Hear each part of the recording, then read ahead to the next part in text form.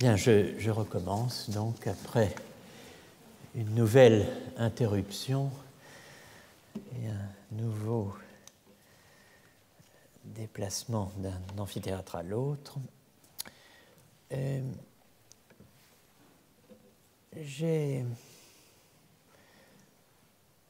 Lors du dernier cours, donc qui sauf erreur était le 22 mai, introduit avec Olivier Pierre de Jean Ollieux ce que j'appelle le principe général de l'attributivisme étoile, PGA. L'âme sent et par là sait quel est le principe et le sujet de ses actes. J'ai énoncé sur cette base les trois thèses qui, chez Olivier, constituent ce que j'appelle le modèle attributiviste, étoile, du psychisme ou de la psyché. Avant de revenir sur l'énoncé de ces trois thèses constitutives du modèle attributiviste olivien, permettez-moi de préciser ce que j'entends par attributivisme étoile. Pour ce faire, car le moment m'en paraît venu après le premier contact noué ces dernières semaines entre les anciens et des modernes représentés de manière insigne par Nietzsche, je voudrais d'abord donc rappeler succinctement les outils, les distinctions indispensables au travail d'archéologie philosophique mis en œuvre en 2007 et 2008 dans mes deux premiers volumes, Naissance du sujet et La quête de l'identité, et repris dans le volume publié en février intitulé La double révolution.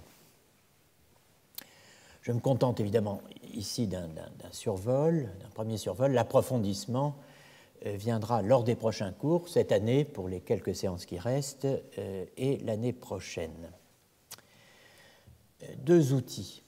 Le premier outil est une distinction entre subjectivité et subjectivité, ou plus exactement parlant allemand, entre Subjektivität et Subjektivität, que j'emprunte à Heidegger.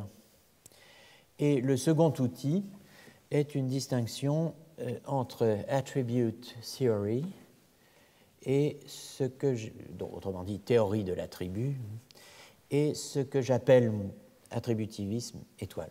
Donc quelques éléments, quelques éclaircissements sur ces deux distinctions.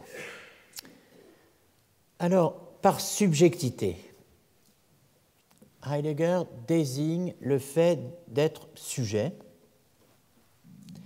au sens originaire du terme grec upokeimenon, du mot latin qui le traduit subjectum, sens originaire qui est le suivant, que nous connaissons bien désormais, être le support, être le substrat de qualité ou d'accident.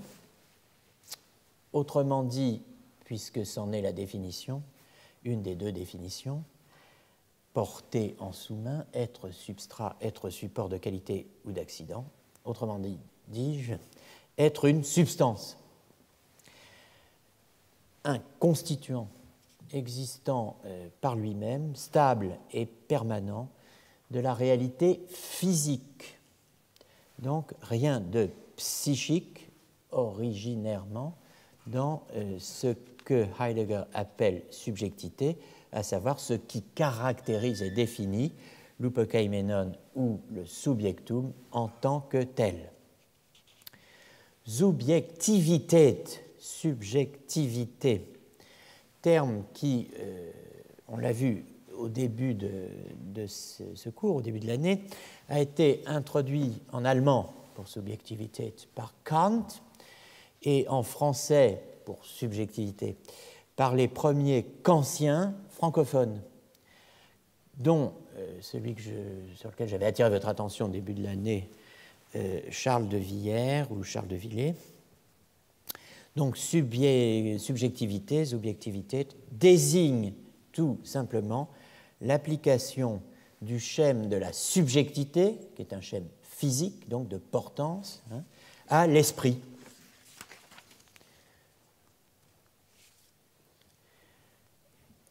Heidegger écrit « La subjectivité, Subjektivität de la métaphysique moderne est un mode de la subjectivité. » En allemand, eine Weise der Subjektivität.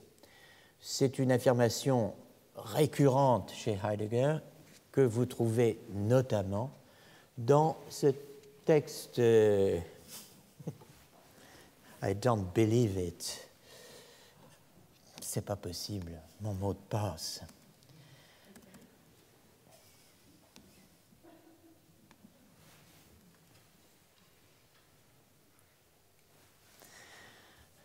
Grâce à monsieur qui a eu un air d'incompréhension tout à coup qui me paraissait largement excessif par rapport à la pauvreté des propos que j'étais en train de tenir, j'ai senti qu'il se passait quelque chose, si j'ose dire, dans mon dos.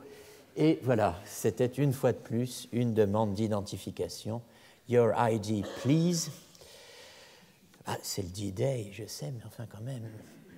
Alors, donc je redis que die Subjektivität ist eine Weise der Subjektivität est une affirmation récurrente de Heidegger qui intervient notamment dans le texte que vous avez ici sous les yeux, qui est un des textes publiés en appendice dans le deuxième volume, ou plus exactement, qui sont constitutifs du deuxième volume de son Nietzsche, donc tome 2, Gesamtausgabe GA 6.2. C'est ce texte très célèbre intitulé « La métaphysique, die Metaphysik als Geschichte des Seins », comme histoire de l'être. Mais vous trouveriez cette affirmation selon laquelle la subjectivité est un mode, eine Weise der Subjektivität, dans de nombreux autres textes de Heidegger. Ici, il nous dit, si l'on entend par subjectivité, alors, qu'entend-on par subjectivité ? Si l'on entend par subjectivité cela qui est l'essence de l'effectivité dans la vérité, das heißt, à savoir pour la certitude de soi, Selbstgewissheit, des Selbstbewusstseins, de la conscience de soi. Alors si l'on entend par subjectivité ce qui est l'essence de l'effectivité dans la vérité, si on l'entend comme mens, ou bien animus, ou bien ratio, ou bien Vernunft, ou bien Geist, alors il devient clair que la subjectivité, si on n'est rien d'autre qu'un mode de la subjectivité. Bien, je reprends à mon compte cette distinction entre subjectivité et subjectivité en utilisant, le cas échéant, la notation subjectivité qui résume les deux, qui dit à la fois l'une et l'autre.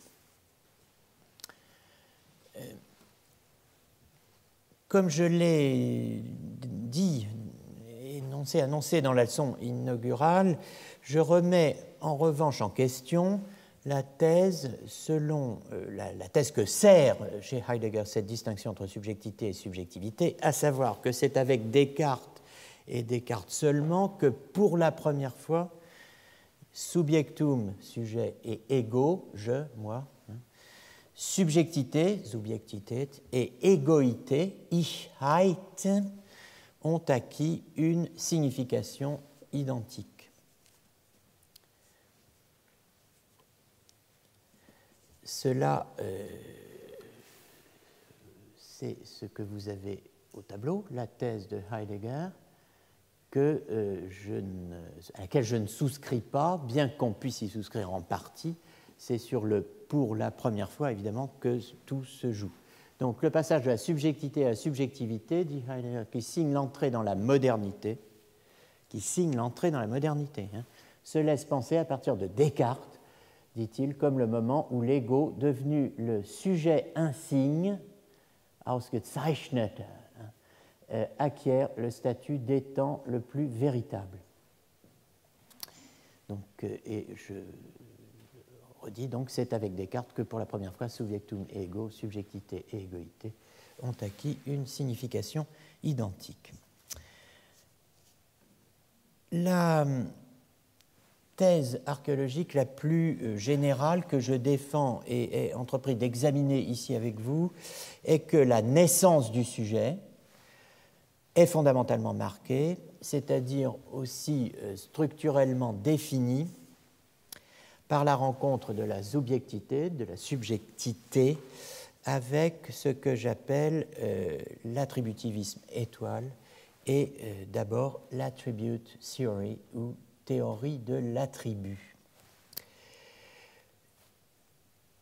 La notion d'attribute theory ou de théorie de l'attribut, ou encore en anglais toujours attributivism, que je laisse au fond ici volontairement en anglais, attribute theory. Cette théorie est courante, c'est quelque chose de bien connu et d'actuel. Les philosophes, comme par exemple, pour citer le plus notable d'entre eux, David Armstrong, grand philosophe australien, qui est mort le 13 mai dernier, n'est-ce pas? C'est donc un des grands philosophes du XXe, XXIe siècle qui a disparu il y a peu de temps.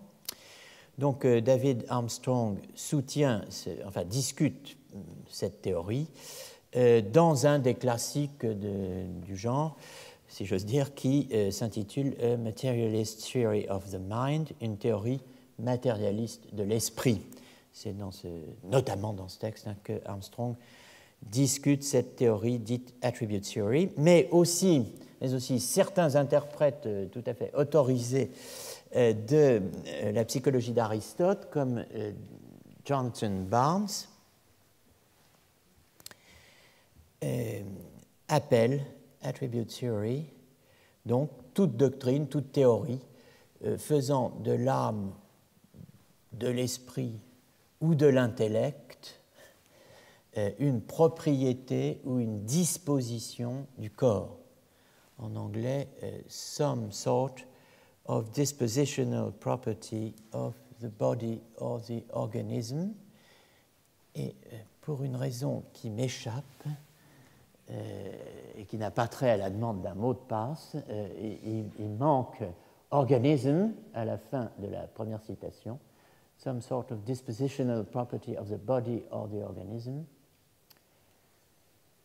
Et dans la référence au texte de Jonathan Barnes, qui est le classique sur la théorie de l'esprit chez Aristote, il manque dans ce blanc, qui n'a rien de volontaire, n'est-ce pas? Ce n'est pas du Blanchot ou du Derrida, c'est simple, c'est que je ne sais pas ce qui se passe, c'est-à-dire vrai.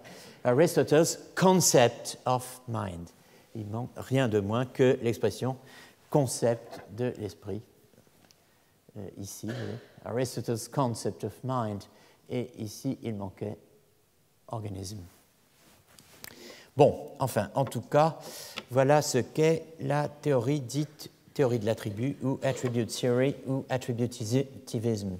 C'est une théorie de l'inhérence, si vous voulez, de l'esprit au corps, à titre de disposition ou de propriété dispositionnelle.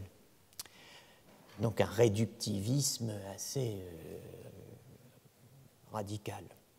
La notion d'attributivisme étoile, que donc j'utilise en français et que j'assortis d'une étoile, d'un astérisque, pour éviter toute ambiguïté, est la suivante. J'appelle attributivisme étoile toute doctrine de l'âme et de la pensée reposant sur une assimilation explicite des états psychiques ou des actes psychiques à des attributs, d'où le mot attributivisme, d'un sujet défini comme ego, je. Donc toute doctrine de l'âme et de la pensée reposant sur une assimilation explicite des états ou des actes mentaux, psychiques à des attributs d'un sujet défini comme « je ». J'y reviendrai dans quelques instants.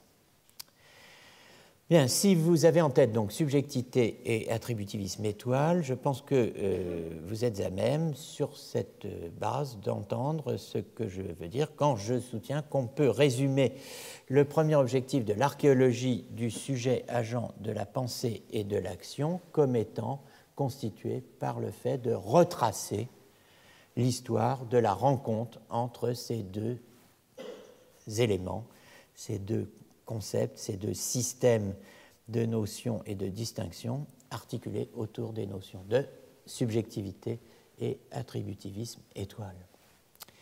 Rencontre, donc, entre subjectivité et attributivisme étoile. Rencontre, cela signifie plusieurs choses, comme on le sait, et cela peut vouloir dire d'abord confrontation, opposition, conflit. Pensez à une rencontre de rugby. On l'a vu, ce sens, opposition, conflit, en tout cas confrontation, avec le rejet de ce que nous pouvons à présent caractériser, s'agissant de l'âme, comme un rejet du schème de la subjectivité chez Augustin.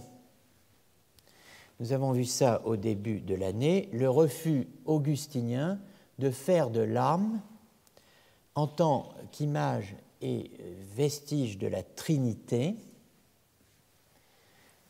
le subjectum, le sujet, pokeimenon en grec, des actes et des états mentaux tels que l'amour et la connaissance. Ce refus de faire de l'âme un sujet de l'amour et de la connaissance est un refus, je pense, de l'application du modèle de la Subjektivität au psychisme. Et ce refus est conscient, ce refus est méthodique, ce refus est décidé. Et s'il est conscient, méthodique et décidé, cela veut dire que Augustin a un modèle alternatif à proposer et à opposer au modèle de la subjectivité. Ce modèle alternatif existe, un modèle donc de l'esprit et de ces deux actes que sont amour et connaissance, notamment. Ce modèle alternatif est un modèle qu'on peut appeler un modèle d'immanence mutuelle des actes et de l'esprit. Immanence mutuelle des actes et de l'esprit. L'esprit, c'est en latin, la plupart du temps chez Augustin, mens. Et ce modèle d'immanence mutuelle des actes et de la mens, on peut le décrire ainsi en reprenant et en suivant les expressions mêmes d'Augustin. Quand l'esprit, dit-il, se connaît et s'aime lui-même. Donc, c'est une situation particulière. L'esprit est en activité de connaissance et d'amour, dirigée sur lui-même. Donc, quand l'esprit se connaît et s'aime lui-même, la trinité de la mens, l'esprit, de la notitia, de la connaissance, et de l'amour, trinité qui est l'image en l'homme, l'image et le vestige en l'homme de la trinité divine, Père, Fils, Esprit, eh bien, quand cela a lieu, quand l'esprit se connaît et s'aime lui-même, la trinité de la mens, de la notitia et de la mort, la petite trinité par rapport à la grande, si vous voulez, demeure sans mélange ni confusion. In illis tribus cum se novit mens et amat se manet trinitas. La trinité demeure, manet trinitas, mens, amor, notitia, et nulla commixtione confunditur. Le langage utilisé mérite toute notre attention. cette manence demeure, hein, la Trinité demeure, hein, c'est habite, réside, persiste, reste. Eh bien, cette manence est une immanence, et une immanence mutuelle. Immanence mutuelle qui, pour autant, n'est pas une confusio, ni une commixtio, ni confusion, ni mélange. Alors, cette immanence mutuelle qui n'est pas une confusion et n'est pas le fruit ou le résultat d'un mélange, ni n'est un mélange, on peut lui donner un nom. Ce nom, vous l'avez au tableau, si j'ose dire, c'est périchorèse. Périchorésis en grec. Cette immanence mutuelle, donc, on peut l'appeler donc d'un terme postérieur à Augustin, qu'Augustin n'emploie pas, un terme grec qui est emprunté à un auteur sur lequel nous allons revenir dans quelques instants, qui est bien connu dans le monde orthodoxe et le monde grec, Jean de Damas, Jean Damascène. Hein, c'est Jean Damascène qui introduit le mot de périchorèse. Donc Augustin n'emploie pas le mot de périchorèse, mais il décrit la chose, si je puis dire, quand il écrit à propos des trois, esprit, connaissance et amour, mens, notitia et amor, quand il écrit et décrit ce que peut bien être cette immanence mutuelle de l'amour, de la connaissance et de l'esprit. Là, il faut attacher vos ceintures, si je puis dire, parce que c'est effectivement une structure qui n'a rien d'aristotélicienne ou d'aristotélicien. Mens, notitia, amor, voilà les trois. Et des trois, voilà ce qu'on peut dire. Chacun est en soi. La mens dans la mens, la notitia dans la notitia, la mort dans la mort. Et cependant, chacun des trois est mutuellement chacun tout entier, enfin, ils sont mutuellement chacun tout entier, pour parler français, ils sont mutuellement chacun tout entier dans les autres tout entiers. Chacun dans les deux autres et les deux autres dans chacun. Quamvis est et ainsi, ils sont tout en tous, ce qui a des sonorités bibliques évidentes. Quamvis et singula sint in se ipsis, bien qu'ils soient à la fois séparés et en eux-mêmes, singula, chacun en soi, et invicem mutuellement, tota in totis, tous en tous, ou bien, vous voyez, singula in binis, chacun in binis dans les deux autres, sive bina in singulis, chacun des deux dans chacun pris séparément. Voilà, alors ça c'est vous retirez le quamvis et vous entendez ce qu'il veut dire chacun est en soi, etc., etc. Eh bien, cela posé, on peut dire qu'ils sont, chacun d'eux est tout en tous. Ils sont intégralement présents, chacun en chacun des deux autres, et chaque duo en chacun pris à part. Le Père, le Fils dans l'Esprit, le Père, l'Esprit dans le Fils et l'Esprit dans le Père, etc. Eh bien, c'est pareil pour l'âme humaine. Alors, ce modèle que j'appelle périchorétique, la périchorèse, qui est hérité de la théologie grecque hellénophone, parlant grec, a une très longue histoire qui illustre bien le type d'aller et venue qu'opère l'archéologie philosophique et le type de difficulté qu'on éprouve lorsqu'on fait de l'histoire de la psychologie ou de la philosophie de l'esprit et que l'on s'imagine que l'on pourrait se détacher, se couper, faire abstraction totalement de toute autre discipline et notamment de la théologie. Le modèle que j'appelle périchorétique donc, a une longue histoire et en 2 mots, on va résumer cette histoire. C'est donc dans le De Fide Orthodoxa, la foi orthodoxe de Jean de Damas, que l'on trouve la périchorèse, le thème de la périchorèse, le concept de périchorèse, articulé en 5 affirmations. Et chacune de ces affirmations de Jean de Damas dans le De Fide Orthodoxa a une contrepartie exacte dans la Trinité d'Augustin. La Trinité d'Augustin, livre 9, chapitre 4 et chapitre 5.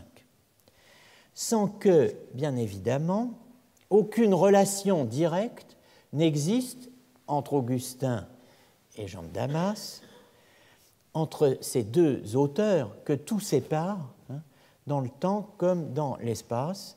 L'un, pour le temps c'est le plus évident, Jean de Damas étant mort en 749 et Augustin en 430, il est évident qu'Augustin n'a pas lu Jean de Damas, mais bon, par toute une série d'observations dont je vous fais grâce, on peut acquérir la certitude que Jean de Damas n'a pas non plus lu Augustin. Donc, quelles sont ces 5 affirmations de Jean de Damas dont vous retrouvez l'équivalent dans la Trinité?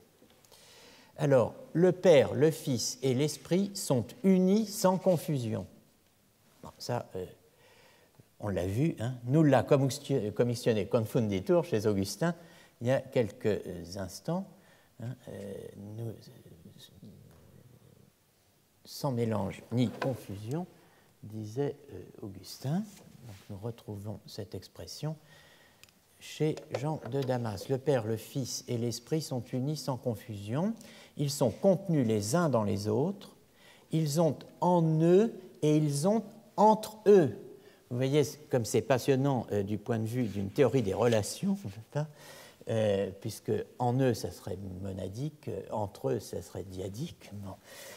Ils ont en eux et entre eux une.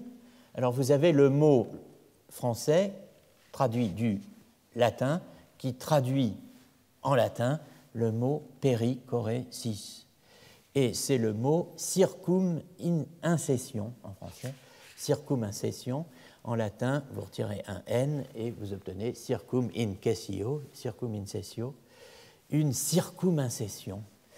Alors, vous pouvez aller chercher ce mot dans les dictionnaires, bon, vous verrez que ça veut dire quelque chose comme immanence mutuelle, qui ne laisse place ni à l'agrégation, c'est-à-dire à l'entassement de parties qui demeurent extérieures les unes aux autres alors qu'elles sont additionnées. Une agrégation, c'est par exemple un tas. Il n'y a aucune critique de rien là.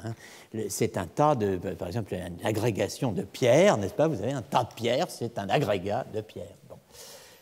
Eh bien, ce n'est pas comme ça dans le cas du Père, du Fils et de l'Esprit. Ça n'est pas un agrégat, et ça n'est pas non plus un mélange. Alors, ni agrégation, ni mélange, ils ne sont pas extérieurs les uns aux autres, ni séparés selon les sens, comme le croit Arius. Alors, pourquoi j'ai mis entre parenthèses les références à Augustin qui correspondent à chacune des affirmations de Jean de Damas? Par exemple, pour la première, le Père, le Fils et l'Esprit sont unis sans confusion. Vous retrouveriez cela notamment dans le De Trinitate d'Augustin, livre 9, chapitre 4, paragraphe 4. Alors, comment expliquer cette parenté entre les 2 auteurs si aucun des 2 n'a lu l'autre? Eh bien, elle s'explique, cette parenté, c'est là que ça devient intéressant philosophiquement, par le fait qu'ils ont la même source. Ils ont eu accès au même type de théorie, chacun de son côté, chacun par un biais qui lui est propre. Et cette source ultime qu'ils n'ont pas eu nécessairement entre les mains, mais dont les thèses ont pu leur parvenir, cette source, c'est le zetema, c'est-à-dire le problème, la recherche, l'enquête de Porphyre sur l'union de l'âme et du corps, que le savant allemand Heinrich Döry a reconstitué C'est assez terrifiant, parce que nous ne l'avons pas, ce Zetema.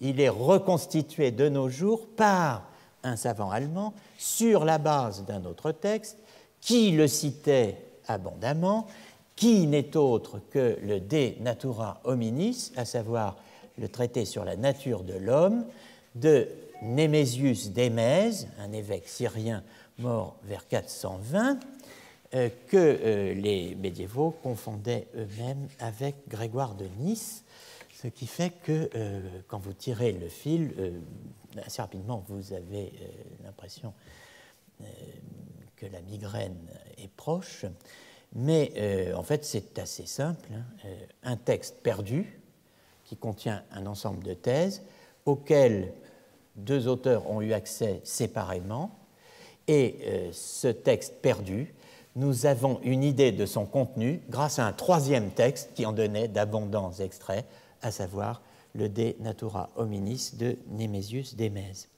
Donc chacun de son côté a eu accès, Augustin et Jean de Damas, à des idées porphyriennes. Donc ce qui soutient tout ça, pour finir, c'est un texte perdu, pour nous, de Porphyre sur l'union de l'âme et du corps. C'est donc de la philosophie pure et dure, Porphyre étant quand même l'adversaire résolu des chrétiens, quand on sait qui il est, n'est-ce pas, Porphyre. Bon, alors ça c'est évidemment un peu étonnant. Pour ce qui est de la confusion et du mélange, je vous rappelle que, effectivement, si vous intéressez à cette terminologie est héritée des stoïciens. Et ce sont les stoïciens qui distinguaient 4 formes d'union ou de mélange, distinction qui a été massivement reprise dans la dogmatique chrétienne, aussi bien trinitaire que christologique. Sans ces distinctions, il n'y a pas de dogmatique chrétienne sur ce point. C'est la distinction entre la parathèse, que font les stoïciens, parathésis, la parathèse, juxtaposition de particules, par exemple les grains de sable dans un tas de sable, les hommes dans un cœur. Parathèse. Deuxième type de mélange, la mixis, la mixtillon, pénétration, diffusion du feu dans le fer chauffé à blanc. Voilà un type de mélange que les stoïciens appellent mixis. Vous avez aussi la lumière qui se diffuse dans l'air, sur ce mode donc de pénétration-diffusion. Troisième type de mélange, la crase, crasis, le mélange, par exemple, de l'eau et du vin. Et enfin, vous avez la confusion, syncusis, mélange de deux substances pour donner naissance à une troisième entité qui est dotée de propriétés nouvelles, comme vous allez combiner, par exemple, des ingrédients pour créer un parfum. Donc ces 4 types de mélanges ont été mobilisés dans les discussions théologiques sur l'union de l'âme et du corps humain, l'union des deux natures humaines et divines dans la personne du Christ, et même dans la théologie trinitaire. Ce qui fait que la formule « union sans confusion », qui nous apparaît comme profondément chrétienne, n'est-ce pas? Eh bien, on en retrouve la trace chez Porphyre, qui présente les thèses sur le mélange d'un certain nombre d'adversaires ou d'auteurs qu'il se plaît à discuter. Et tout ça nous ramène d'une manière ou d'une autre au stoïcisme en fin de parcours, donc, ou en début de parcours. Donc vous voyez, c'est absolument passionnant de voir l'entremêlement des choses. Donc, si vous voulez davantage d'éléments sur la théorie du mélange, en dehors évidemment des travaux très savants de Marwan Rached dans son commentaire, enfin son introduction à la génération et à la corruption d'Aristote, qui reste un des sommets, disons, pour présenter ce genre de choses, vous avez sous une forme plus peut-être plus accessible immédiatement et répondant à une question métaphysique importante, qu'est-ce qu'une fondue? Dans Aristote chez les Helvètes, qui est une sorte de manifeste de la philosophie à Genève, ce qui fait que je m'y retrouve, et qui répond à des questions très importantes comme qu'est-ce qu'un trou dans l'emmental, qu'est-ce qu'une montagne, qu'est-ce que le Röstigraben, qu'est-ce qu'une vache, qu'est-ce qu'une horloge, qu'est-ce qu'une confédération, qu'est-ce qu'une banque, etc. Ce ne sont que des questions de métaphysique traitées par des gens qui, de près ou de loin, ont enseigné ou travaillé à Genève, donc, et qui ont un même point de vue philosophique, plus ou moins influencé par Brentano et Aristote. Bon.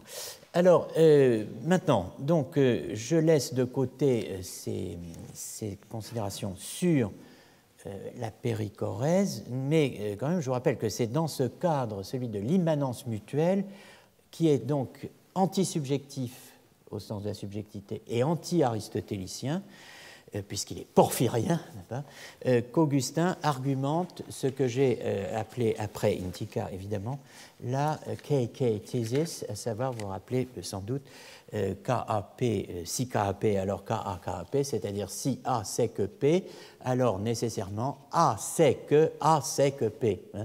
Savoir, c'est savoir qu'on sait, comme on dit en français, moins intikien. Donc je reviens au Moyen-Âge. Et à l'idée qu'il y a dans la philosophie médiévale une confrontation entre deux modèles concurrents du psychisme, l'augustinien qu'on vient d'évoquer brièvement et l'aristotélicien qui est fondé sur la notion de subjectivité et la rencontre entre subjectivité et attributivisme étoile. Bon, il y a confrontation au Moyen-Âge, mais il peut y avoir aussi un autre sens de rencontre que celui de la confrontation, du rejet ou de l'opposition. Et par exemple, rencontre peut signifier parasitage mutuel, c'est-à-dire que Aristote peut se retrouver parasité par Augustin sous certaines plumes, ou Augustin parasité par Aristote sous certaines autres plumes. Il peut même y avoir synthèse entre Aristote et Augustin. Tout est possible. Et c'est ce qui fonde, dans une large mesure, cette triple possibilité, opposition, parasitage, synthèse, c'est ce qui fonde, d'une certaine manière, une large partie de l'histoire du sujet-agent médiéval, la synthèse entre Augustin et Aristote étant opérée par Thomas d'Aquin, sous la houlette d'Aristote, c'est comme quand on dit tous les gens sont égaux, mais certains sont un peu plus égaux que d'autres, n'est-ce pas? Eh bien, là, la synthèse entre Aristote et Augustin est plutôt aristotélicienne qu'une synthèse à parité, bien entendu. Mais cette synthèse aristotélisante d'Augustin et d'Aristote, eh bien, c'est précisément ce qui est mis en cause, attaqué, critiqué par les franciscains, au premier plan desquels notre Pierre de Jean Eulieu, notre Olivier, auquel nous allons revenir maintenant.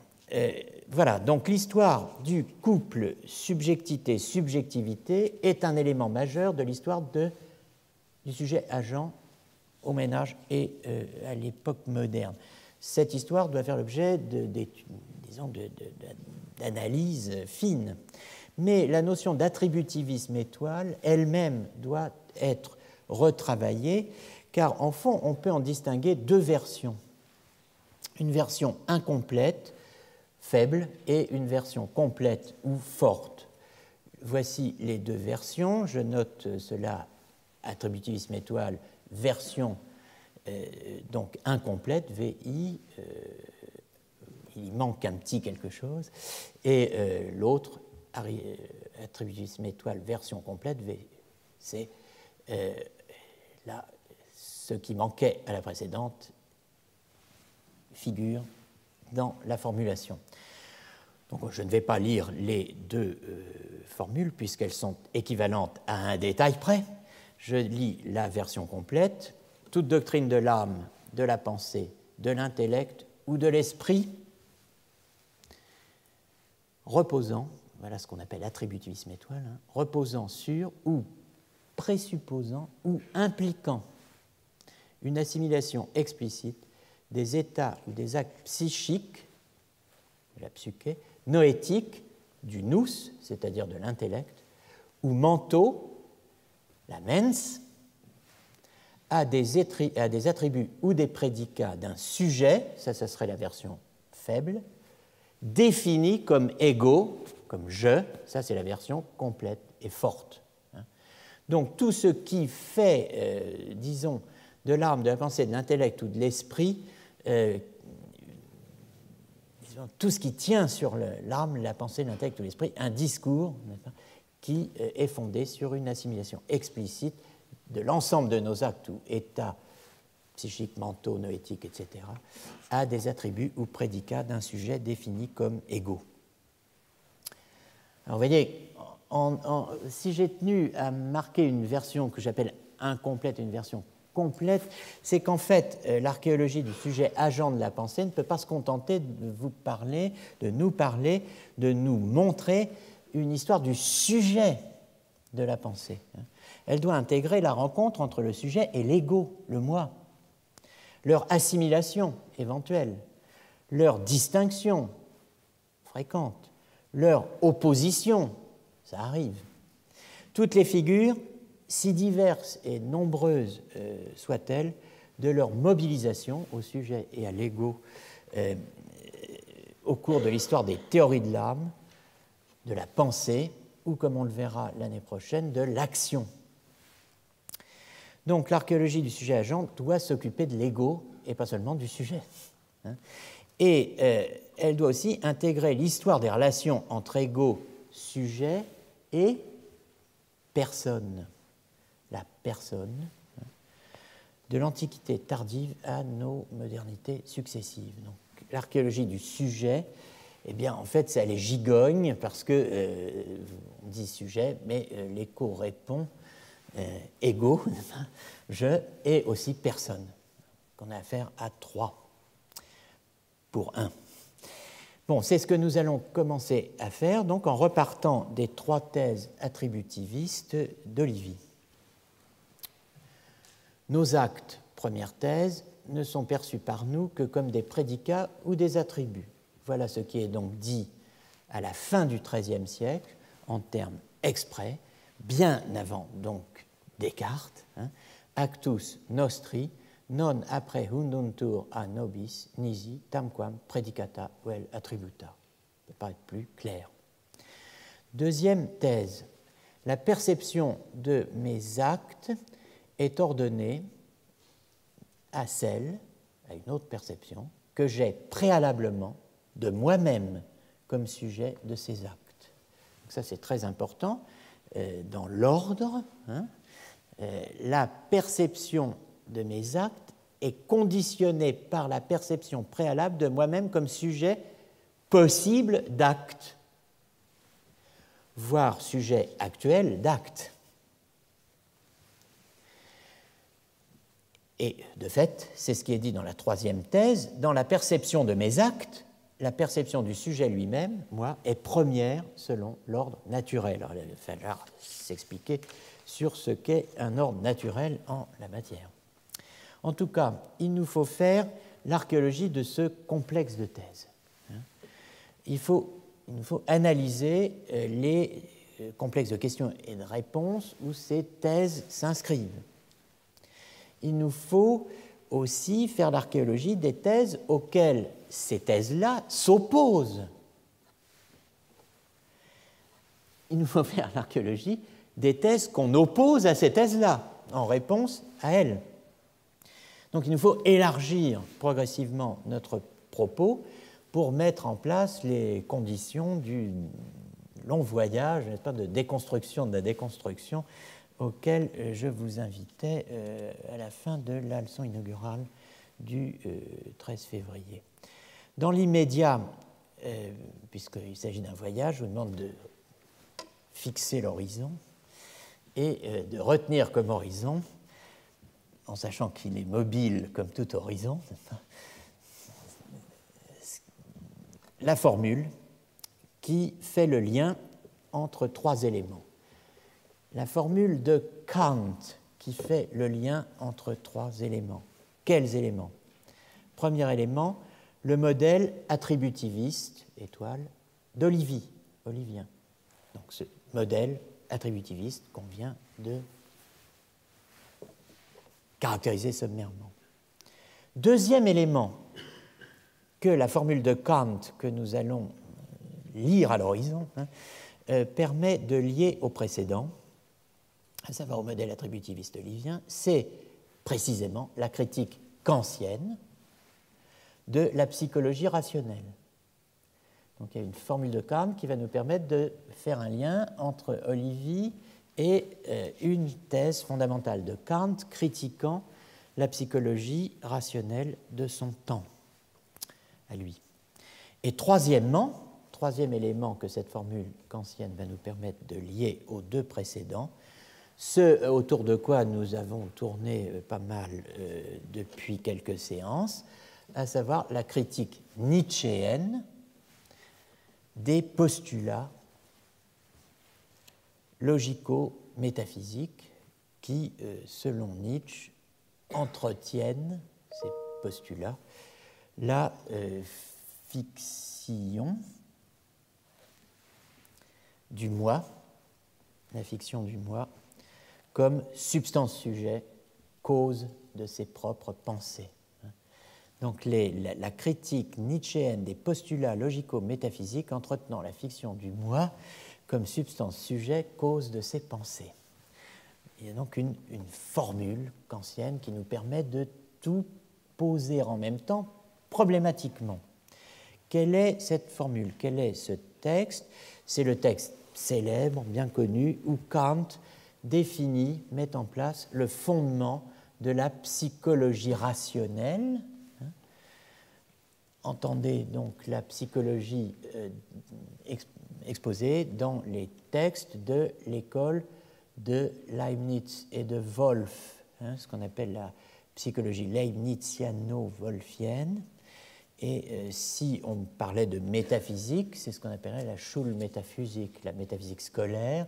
Bon, ben là, c'est la psychologie scolaire, si l'on peut dire, mais la psychologie rationnelle, pseudo-science pour Kant, dont la première édition, ce qu'on va lire là, est tirée de la première édition de la Critique de la raison pure. Donc, la première édition de la Critique de la raison pure analyse les paralogismes de la psychologie rationnelle, n'est-ce pas, et caractérise le fondement de cette pseudo-science. Quel est le fondement de cette pseudo-science? Alors, nous avons ici le texte en allemand, et nous allons le lire en français, mais nous reviendrons à l'allemand ici ou là. À son fondement, donc au fondement de la psychologie rationnelle leibniziano-wolffienne, nous ne pouvons poser rien d'autre que la représentation, Vorstellung, troisième ligne, la représentation simple et par elle-même entièrement vide de contenu, une représentation an Inhalt gänzlich leere Vorstellung, une représentation vide de tout contenu. Cette représentation, c'est je, ich. Une représentation vide de contenu, dont on ne peut même pas dire qu'elle soit un concept, ein Begriff, mais qu'elle est une simple conscience accompagnant tous les concepts. Ein bloßes Bewusstsein, das alle Begriffe begleitet.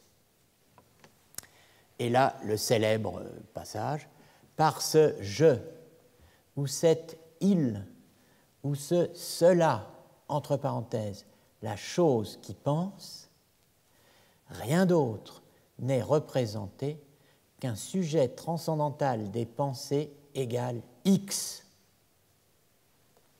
que nous connaissons seulement par les pensées qui sont ces prédicats. Voilà, si vous voulez une formulation de l'attributivisme étoile, eh bien, vous regardez Dialectique transcendantale, livre 2, des raisonnements dialectiques de la raison pure, chapitre 1, des paralogismes de la raison pure. C'est toujours très difficile à retenir, n'est-ce pas, les passages exacts de Kant, puisque vous avez en gros 4 lignes de référence. Donc, on peut dire traduction page 281, après, il faut regarder quand même. Alors, le texte allemand, durch dieses Ich oder er oder es. Le es, c'est le ça, hein, du es denkt, du ça pense. Es, à savoir quoi? Das Ding, la chose. Welches denkt, qui pense, wird nun nichts weiter als ein transzendentales Subjekt der Gedanken, welches nur durch die Gedanken, die seine Prädikate sind, erkannt wird.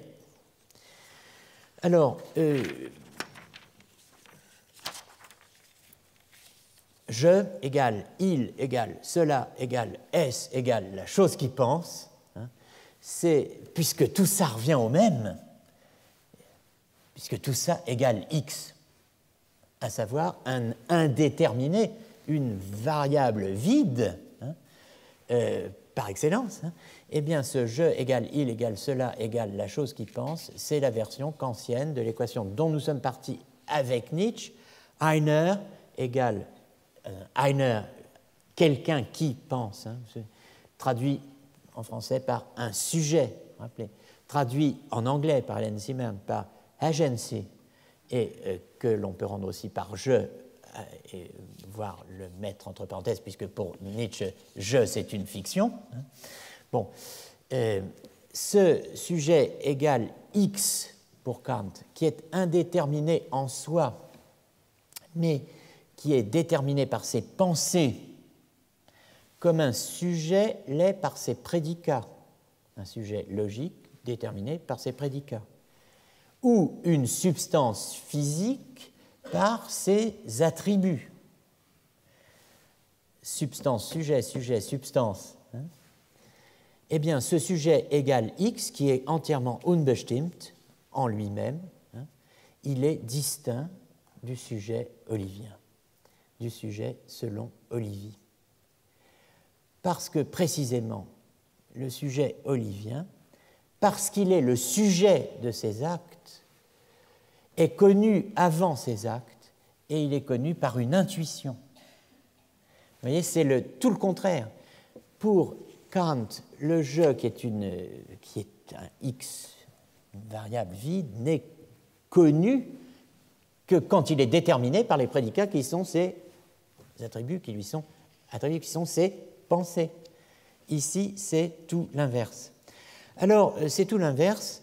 Cela veut dire que Olivi ne soutient pas la thèse médiévale, la théorie médiévale, dont le texte de Kant est le prolongement moderne. C'est-à-dire que Kant prolonge une certaine théorie médiévale. Olivi rejette au Moyen Âge cette théorie médiévale que Kant prolonge à l'époque moderne. Quelle est la théorie que Olivi rejette? C'est la théorie de la connaissance du sujet par ses actes. Facile à retenir. Hein. Théorie de la connaissance du sujet par ses actes. Théorie qui est la théorie thomasienne de Thomas d'Aquin et la théorie thomiste des disciples de Thomas d'Aquin, qui est fondée sur le principe qu'on peut appeler principe épistémique, hein, de connaissance donc de l'âme par ses actes, qui est énoncé de la manière suivante par Thomas d'Aquin: anima cognoscitur per actus suos. Et c'est simple. Hein. L'âme cognoscitur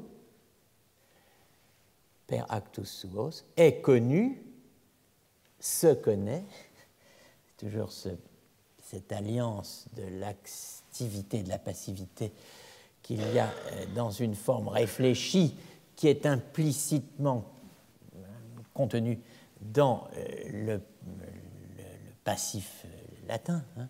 Anima cognoscitur, l'âme se connaît, ou bien l'âme est connue par ses actes, per actus suos.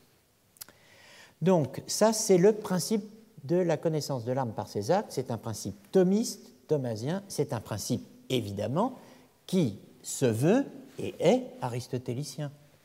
Donc vous voyez que petit à petit se met en place une espèce de gigantomachie, de conflit, de guerre entre augustinisme et aristotélisme. Ce n'est pas si faux cette opposition qui traîne dans tous les manuels. Il y a bien quelque chose quand même.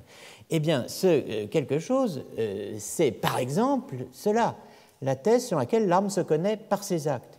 Elle se veut, cette thèse de Thomas, étayée par l'autorité d'Aristote dans l'éthique à Nicomaque, et notamment ce célèbre passage « Nous sentons que nous sentons,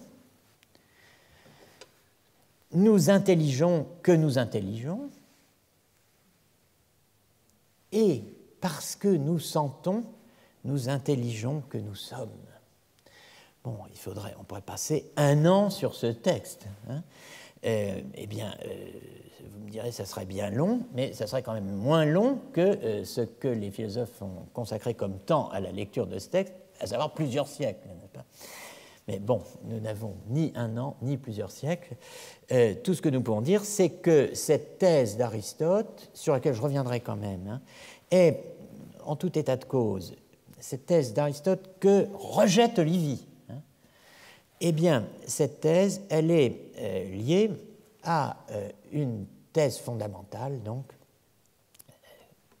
que j'ai exprimée par le principe de la connaissance de l'âme par ses actes, mais qui, plus radicalement, hein, est la thèse aristotélicienne par excellence, et en tout cas ayant le label qualité Aristote décerné par Alexandre d'Aphrodise, dans le Péripsuchès de l'âme, dont il existe une excellente traduction française due à Bergeron et Dufour sous le titre de l'âme. Eh bien, voilà cette thèse, thèse qui fonde le principe de la connaissance de l'âme par ses actes. Hein. L'acte est antérieur à la puissance et mieux connu qu'elle. Ça, c'est une thèse philosophique aristotélicienne fondamentale, hein, et qui justifie PCAA, hein, le principe de la connaissance de l'âme par ses actes. Il y aurait plusieurs passages à citer, je n'en ai cité qu'un.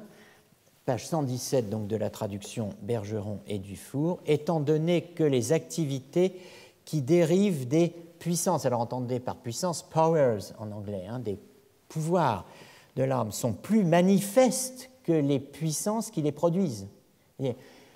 L'activité qui est l'acte exercé par une puissance ou faculté se voit mieux que la puissance elle-même. À dire vrai, on ne peut voir la puissance que là où elle se traduit, si je puis dire, dans une action. Bon, de même que l'on ne voit la motion exercée par un corps sur un autre que dans le déplacement subi par le corps qui est mu. Bien. Alors, étant donné que les activités qui dérivent des puissances de l'âme sont plus manifestes que les puissances qui les produisent, l'action de sentir est plus manifeste que... Alors, la sensation, entendez, la faculté de sentir, la capacité de sentir, qu'on appelle sensation. Quand on dit l'homme est un animal doué de sensation, ça veut dire qu'il a la capacité de sentir. Il y a une ambiguïté toujours dans le grec d'Aristote, dans celui d'Alexandre et dans la psychologie ancienne, de toute façon, entre le sensible et le senti. Le senti, c'est du sensible en acte. Mais bon.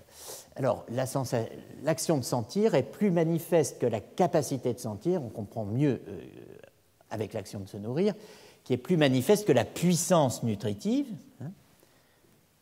Eh bien, puisque l'effet est donc d'une certaine manière plus évident que la cause, hein, il faut commencer par l'activité.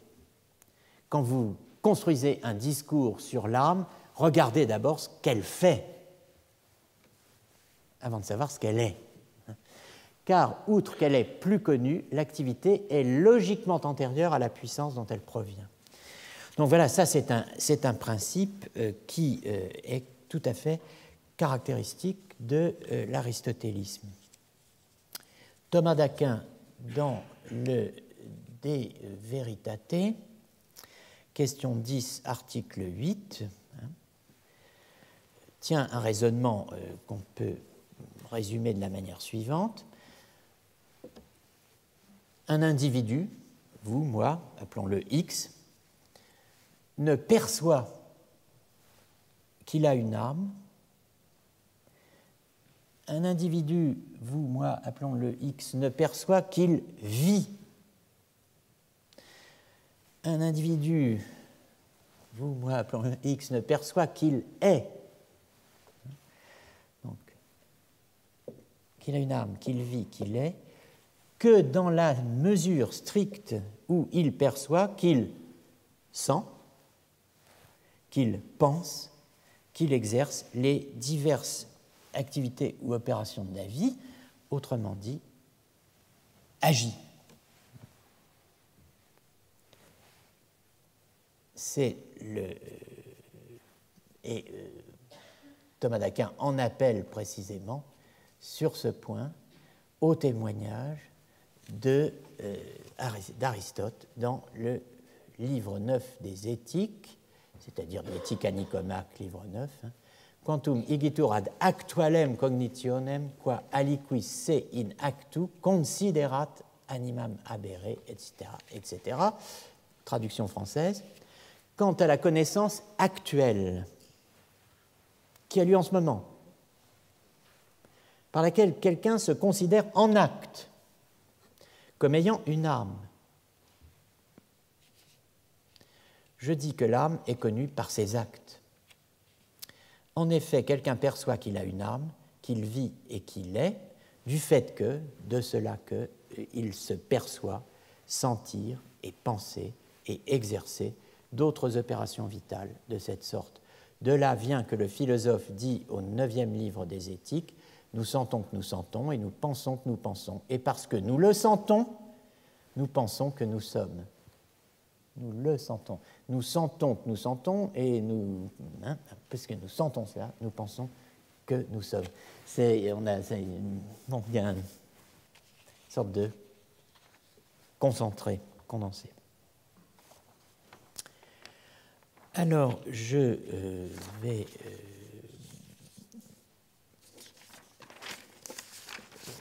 dire quelques mots encore avant que nous ne nous arrêtions.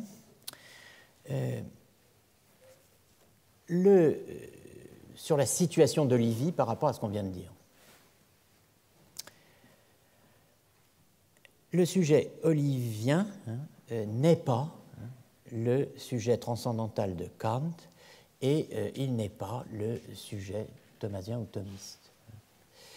Et effectivement, parce qu'il se connaît intuitivement comme sujet, alors que les autres théories du sujet nous présentent un sujet qui se connaît non pas intuitivement, mais soit indirectement, soit empiriquement, comme on va le dire, comme objet. Alors ça, c'est un point fort. Olivi a une perspective qui lui est propre, un modèle, qui, pour être bien compris, doit être vu dans le cadre de la problématique que j'ai évoquée lors des séances précédentes, qui est celle de l'autoconnaissance de l'âme, et qui était marquée, j'avais insisté là-dessus, par les polémiques existant à la fin du XIIIe et au début du XIVe entre les franciscains et les dominicains. Donc, dans ces polémiques, la question centrale, la question cruciale pour nous, pour l'archéologie du sujet agent, ce n'est pas de savoir si l'âme peut se connaître elle-même, tout le monde répond oui, mais c'est de savoir si elle peut se connaître selon un mode immédiat, directement, intuitivement, par une intuition directe. Si elle peut se connaître intuitivement. Et donc, vous voyez, c'est cela que j'appelle la situation d'Olivi. La forme sujet-prédicat, l'attributivisme autorise plusieurs modèles du psychique. Et donc, ce qui compte pour nous, c'est de savoir si l'âme peut ou non se connaître selon un mode immédiat, direct, intuitif, par une intuition directe. Alors, et on va s'arrêter là-dessus, mais pour bien voir quels sont les éléments de discussion à cette époque, je vous rappelle donc le cadre fourni par le franciscain Matthieu d'Acquasparta dans ses questions disputées sur la foi et la connaissance. C'est un contemporain de Livy et vous voyez qu'il donne d'entrée de jeu une formulation qui est d'emblée, si je puis dire, anti-aristotélicienne pour ce qui est du problème de l'autoconnaissance de l'âme. Et cela consiste dans une distinction entre trois types de connaissances. L'argumentation rationnelle, la connaissance dite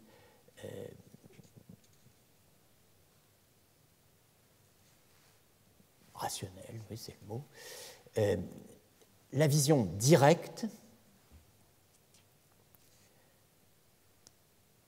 ajouter une virgule, après vision directe, et l'appréhension de la quiddité simple. Alors, argumentation rationnelle, vous pourrez remplacer cela par connaissance inférentielle. Vision directe, ce sera la connaissance intuitive. Et l'appréhension de la quiddité simple, c'est un type de connaissance générale ou abstrait.